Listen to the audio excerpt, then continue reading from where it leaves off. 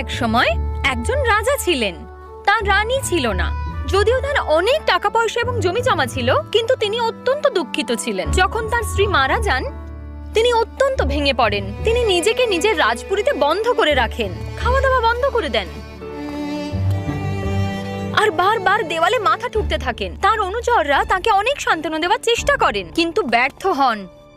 মহারাজ, আমরা আপনাকে নিয়ে উদ্বিগ্ন। 8 দিন ধরে আপনি কিচ্ছু খাননি। যেহেতু রাজা দেওয়ালে মাথা ঠুকতেন, তাই পর্দা আর দেওয়ালের মাঝখানে গদি দিয়ে ভরে দেওয়া হয়।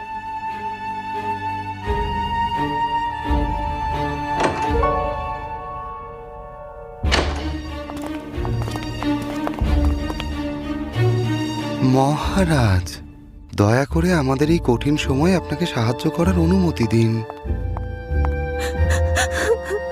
তোমার কি হয়েছে ম্যাডাম?